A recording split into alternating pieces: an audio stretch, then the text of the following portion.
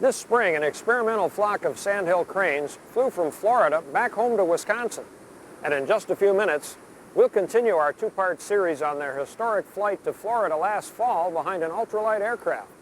And then Debbie Wolniak looks at an Ozaukee, Washington Land Trust project. But first, Tom Neubauer and his son Andy take us fishing for spring panfish on Waukesha County's Lake Nagawicka. I'm Dan Small, and it's time once again for Outdoor Wisconsin. Summer to fall, winter to spring, from Green Bay to where the St. Croix sings, from Kettle Moraine to Superior Shore, outdoor Wisconsin, outdoor Wisconsin. In early spring, bluegills and crappies move into shallow water in preparation for spawning, and this is a good time to catch them on light tackle. Let's join Tom Neubauer and his son Andy as they try for spring panfish in the channels of Lake Nagawicka. Well, Andy, that's the first one of the season, first bluegill. A little small, don't you think? Yeah, a little small, but at least it was a fish. That feels good though, you know, to get one. Cast right back there, yeah. Next time, a little further, because a lot of times they'll be in that real shallow water.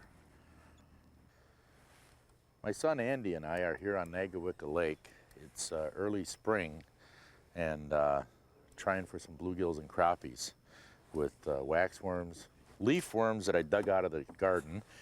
Oh, here's one. Wait a minute. Here's one. Wait a minute. Here's one. Oh, I missed it. Oh, that dirty rotten rat stole my waxworms. Anyway, a couple years ago I came out, Andy. It was a little too early. It was very cold. There were no fish in here yet. Uh-oh, there you go. There you go. He's got it. Oh, you got him. You got him. There he is. Oh, that's a killer. Anyway, we came out. It was way too early. There were no fish in the channels here at Nagawicka at the time. I mean, there were no bluegills and crappies, but we did catch bass and northerns, although they were out of season. We caught something at least. Hey, you didn't show the camera that big monster fish. Were you using one or two waxworms on that? Just one. Just one? Yep. Here, I'll pull mine out. You can go back in that corner again. I've got two on. I'm trying to catch bigger fish. But we're going to be, I brought some minnows along too, and mini mites in case there's some crappies in here today. But you know, I haven't seen any yet. Talked to a few anglers, and fishing's been still a little slow because we had that big cold front the other day for a couple days. It was even snowing out, and this is middle of April, and we had snow. You see, we're using these little, what I call them, little spring-type bobbers. They got a little spring that holds a line on. And if you notice, we don't have a sinker, just a hook. And what happens is that the bobber will lay flat on the water. And when a fish bites, and sometimes they bite very gently in the spring like this, all this bobber does is stand up. Instead of looking for it to go up and down, it just starts to stand up. And of course with the crappies, it starts to stand up a little bit and move away slowly. So I kind of like this method without the sinker on there because it's flowing real natural and free in the water there. And if there is a little bit of a current, it kind of like moves along with it and that real slowly. It's a very natural presentation, but also with using the bobber like that, you can see the smallest, slightest hit. It just starts to stand up. You know, bobber doesn't even move up or down. It just starts to stand up a little bit, and that's always a good telltale sign for when a fish is there. Oh, you got him. You got him.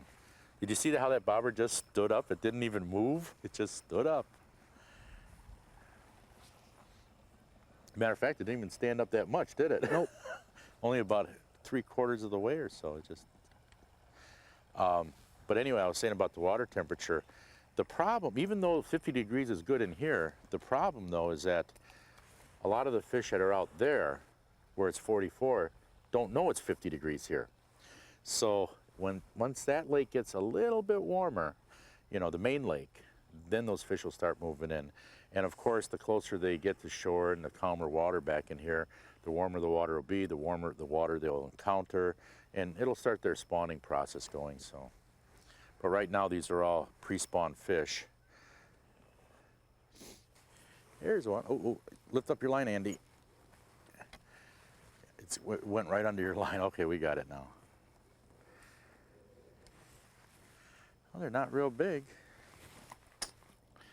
How are we going to have dinner if we don't get bigger ones, huh? Oh, I got one. Here's one. That was a little one. This one's real little, though.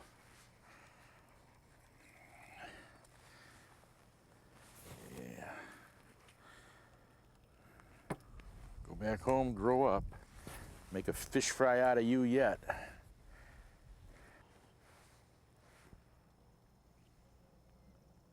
Hey, this one's better, Andy. Hey, you bet. Yeah, that's a better bluegill. They're getting bigger. Ooh. You know, I should show something about these hooks I'm using. These hooks are called true turns. They got a little kink in the shaft right back here. And what that does is when the fish sucks in that hook, Andy, and when you pull it out, it will always turn. And it'll turn in the fish's mouth. And the hook will turn in the fish's mouth, and usually always hook it in the upper left-hand side. Not always, but usually. But you just get better hookups because it actually, matter of fact, if I pull it through my fingers, it'll automatically just jump right up. It will turn in the fish's mouth, and you get just better hookups, I think, with these true turn hooks. Oh, he's got it. Oh, that water's not very deep. That's why.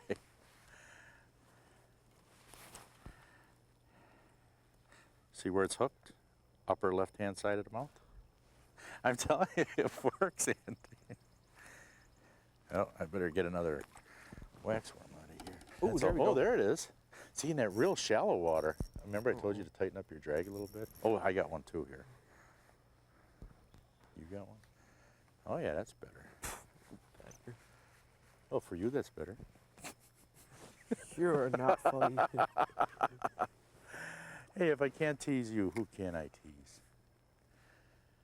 No, I was going to say that in that shallow water, I mean, if it's only a foot deep and you have your bobber set at a foot and a half, here we go. Oh, missed that one. And the bobber's only set at a foot and a half. A lot of times, you only see the bobber move a little bit. You never see it go down because it's kind of sitting on the bottom. Fish has really nowhere to go with it except to move. Oh, you got another one right away. There you go. There we go. There you go. I think there must be a cluster of them right over there, huh? Oh, I think you cast better over back there up. too.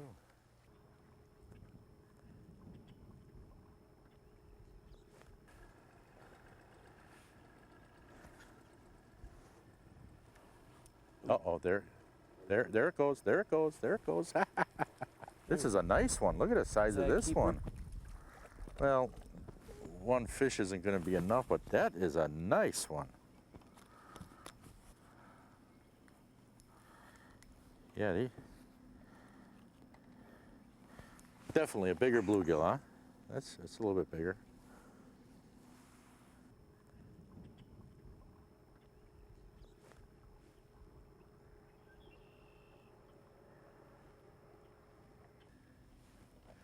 Well, Andy, when we're going to have to come back here next week when the water temperature is a little bit warmer.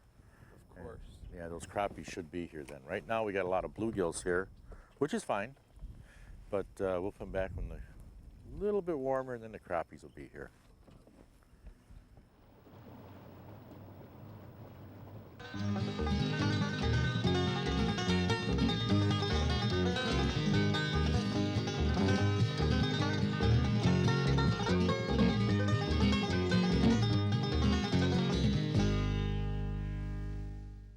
Wisconsin native Ruth Ann Schatzman, who now lives in Riviera Beach, Florida, photographed this sunset over Big Russia Creek near Adams Friendship in Adams County. Send a horizontal photo of your favorite Wisconsin scene to Outdoor Wisconsin, WMVS Television, 1036 North 8th Street, Milwaukee, Wisconsin, 53233, and enclose a self-addressed stamped envelope if you'd like your photos returned. Last week we learned about an experiment to train a flock of sandhill cranes to migrate behind ultralight aircraft. In part 2 of this series, Operation Migration co-founder Joe Duff tells us how the experiment began. As you know, these birds were collected, the eggs were collected in central Wisconsin area, and they were shipped down to Patuxent Wildlife Research Center in Maryland, where they were hatched, and we did all our preliminary training down there working with that team. And then prior to when they can fly, just before they fledge, they're shipped back here in separate containers or individual containers. So the first area they see from the air actually is in the Cedar National Wildlife Refuge. And we know from previous studies that they'll hone in on that, and that becomes their home basically. Now the outfit that you're wearing is related to your work with the birds, isn't it? No, I think it's a fashion statement. What do you think? Yes, it's part of our costume rearing protocol. Basically, its function is to disguise the human form. We try to keep these birds from becoming imprinted on humans, and it's very important with cranes because they tame down very easily. So it's basically part of our experience management program. We're trying to give these birds as wild an experience as possible, apart from having to follow the aircraft. That's the only human paraphernalia we use. They're housed in pens that are painted camouflage. We don't use any plastic materials. We refrain completely from talking. We always wear the costume. So our hope is by the time the birds arrive on the wintering site, they will have never heard a human voice, never seen an uncostumed human or any other human paraphernalia. The thought being the first time they see a vehicle or a dwelling or a person uncostumed, they'll be frightened of it. So it's a long process of human avoidance. How do you get them to fly with a plane? The technique is very simple. Cranes are precocial birds. They're born in a nest and they leave the nest as soon as they hatch. Once that happens, there's this natural instinct to imprint on their parent. I guess the function is to keep the offspring with the parent. So all we do is substitute parent for pilot, and with a lot of hard work and reinforcement of that, we can condition them to follow us. And then it's a matter of just getting them used to the aircraft. What's it like flying with the birds? That's a common question, and it's I don't know how you describe what it's like flying with the birds. It's such an amazing thing. Flying an aircraft, first of all, open air aircraft at 30 miles an hour or under is just a spectacular thing to do. We fly low and we fly slow. You do that in company with anything else, then all of a sudden you get this perception of three-dimensionality. It's just, it's like when you're speeding across the lake in a boat, you don't feel like you're going fast until you get close to the shore. It's the same kind of thing in the air. Once you get another aircraft with you, or birds, you get this amazing concept of how three-dimensional, how large it is. And then you put birds right beside you, and it's just incredible. I mean, you're torn emotionally, and then you have the responsibility of the birds that you've taken on, which is the awe of what you're doing. You know, it's an incredible thing. You can reach out and sometimes touch these birds. What have you learned from working with the birds? Patience. I guess I've learned patience. There's a lot you can learn on many levels. As far as the birds are concerned, we learn something every year. Every year we discover a new glitch or a new problem, and we develop a protocol to adapt to it or to modify it, and that just makes the whole process more complicated every year. All right. I asked landowner Dick Dana how he got involved with this effort to save the whooping crane. Interesting story. I was in my office about 2 months ago, and an ultralight landed on the airstrip, and my wife called me 10 minutes later and said, "Dick, you got to come in the kitchen and hear this story." And it was the initial scout that was scouting out the course for this migration route. And at that time I thought, I want to be a part of this. This is pretty exciting. Why? That's simple.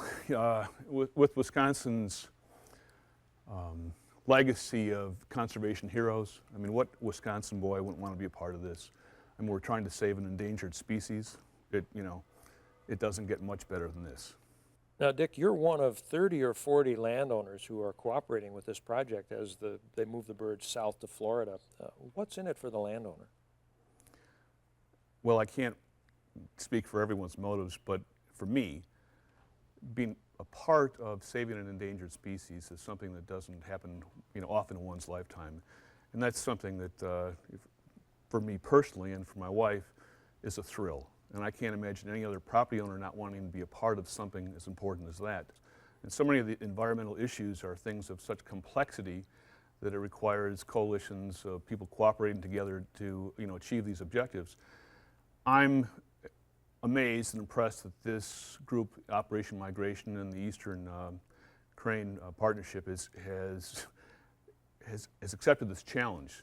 All the permits that are required to do what they've got to do to save the species is a noble and difficult challenge, and I'm glad to be a part of it. Last week, Debbie Wolniak visited an Ozaukee, Washington Land Trust project on Lake 12. Let's join her again as she and Steve Seifert look at another land trust project in Washington County and meet landowner Richard Finch, who made it possible. Hi, Dick. Hi, Steve. How are you? I'm doing well. Lois said you were down here. Thought I'd come down. Well, it's a Why good don't you surprise to introduce see you? you. Well, I knew you were coming, but great to see you. I want to introduce you to Debbie from Outdoor Wisconsin, Richard Finch. Nice to meet you. Nice that you could come. Thanks for letting us come and visit your property. This is an amazing piece with not only a river but a forest and some special highlights. Can you give us an overview? Well, there's about 57 acres total here, and maybe half of that was at one time farmed. 10 years ago, it was an alfalfa field, and the rest of it is, as you said, in oak hickory woods, and in this marshy area here with Stony Creek running through. And the creek is something special for us. It's one of the few streams left, I think, in southeastern Wisconsin that harbors trout. It's got a real high quality of water, and it's something that we're doing our best to preserve. The forest or woods that you talked of back here has got some amazing trees in it. There are 5 trees that are estimated to be over 150 years old. And that means it would date way back to the time that there were probably American Indians still living here. On the other side, which you may have seen when you came in, is that large tamarack marsh down there that has never really been farmed. I think at one time maybe some cattle were in there years and years ago, but it's pretty much in its native state there right now. And to my knowledge, except for maybe once or twice in the last 10 years in the wintertime, it hasn't been set foot upon for at least a decade. The only other thing I might mention is what was once the alfalfa field is going to become a planting of prairie. And we're in the stages of preparing that right now. And late next May, we'll be getting some blue stem and Indian grass and some native forbs in there. And we're hopeful that we're going to have about a 10-acre prairie up there. Oh, that's wonderful. Yeah. How long is it going to take to develop that? Well, we're going to use a little different technique, and we hope it'll take us less than 1 year. And last June or July, I took a trip over to the Arlington Research Center. That's part of the University of Wisconsin over there. And they've been doing some experimentation on using agricultural techniques to establish native prairie, with some pretty good success in 1 year's turnaround. Steve, I bet you this makes you really excited with the Ozaukee Washington Land Trust to be involved in this type of partnership. We are. We started working together about 3 years ago or so, and Dick came to us because he wanted to see the property protected after he and Lois leave the land. At that time, there wasn't a land trust in Washington County. We were just focused in Ozaukee County.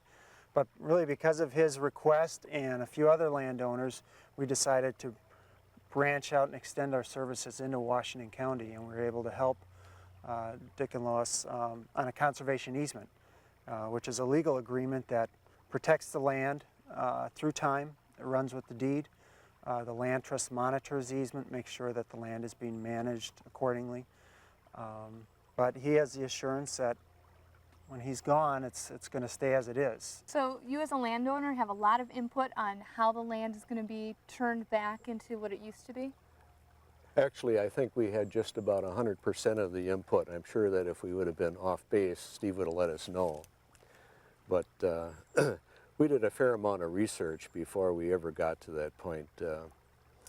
We actually used the internet to see how others in other parts of the country were doing this sort of thing, and we patterned this after some of those examples that we found.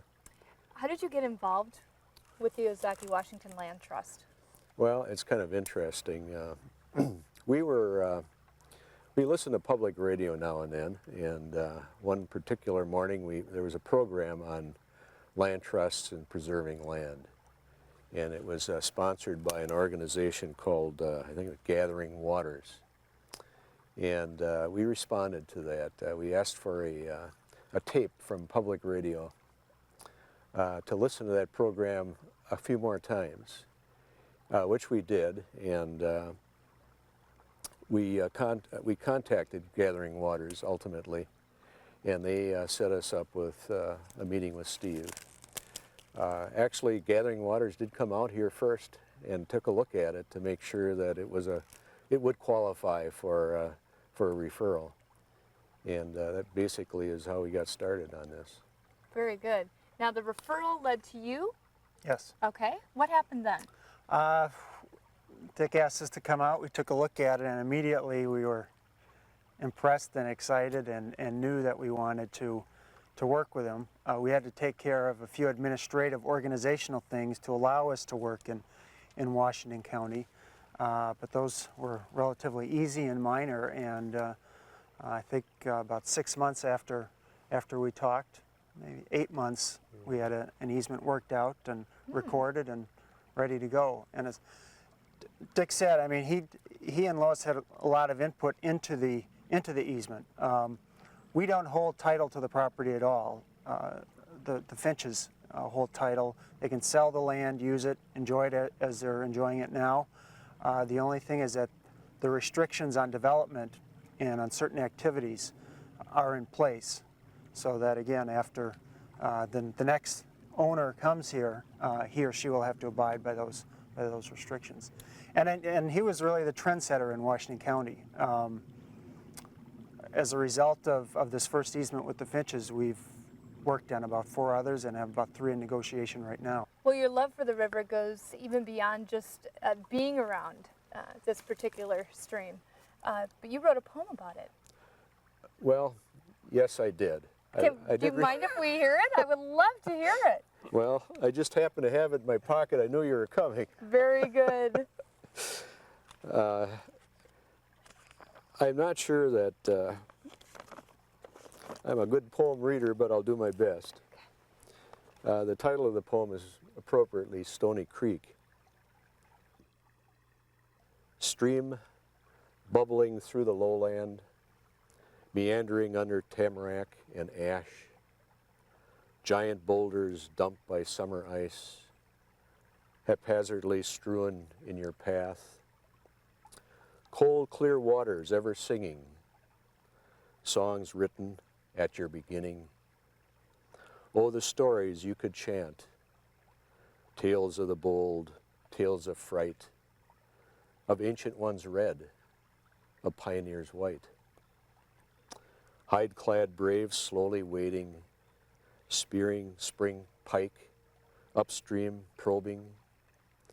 Farm children in straw hats, with willow poles and catgut line, catching square-tailed trout anytime. The Great Spirit knows you hold more, memories bright, deeds of gore, of young love, of thoughtless guns, of drunken bullies, of a young fawn's fun.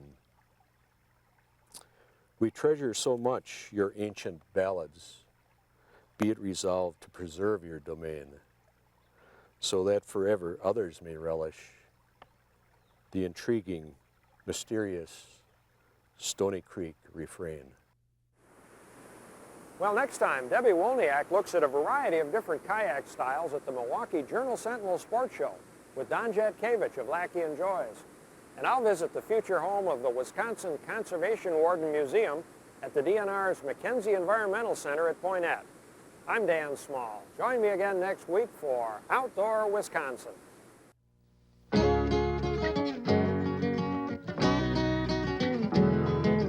Flash of a whitetail moving through the pine, the long vowl of the owl in the evening, loon on the lake, a muskie on the light. Outdoor Wisconsin, free yourself like an eagle in the air, feed yourself like a bear in the blackberry, like a hawk, perch and stare. Outdoor Wisconsin, when the work in life is way too much, when you're in too deep, way out of touch, lace up your boots, get out of town, take a walk in the wild, sit down and listen to the sounds of the critters of the night, to the wind and the leaves and the little river run, coyote brother howling in the full moonlight. Outdoor Wisconsin, hike, fish, hunt, camp, sail, canoe, ski, photograph, laugh, do what you want to, stick your nose where the wild rose grows. Outdoor Wisconsin, outdoor Wisconsin.